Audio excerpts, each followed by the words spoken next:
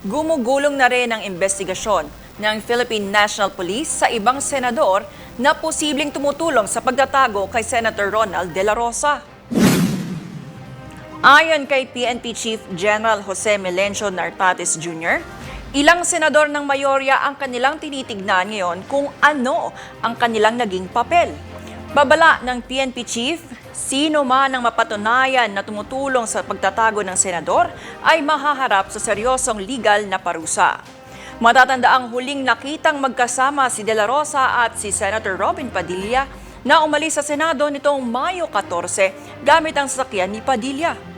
Dahil dito, sinampaan siya ng obstruction of justice kasama ang 5 iba pa sa Department of Justice o DOJ.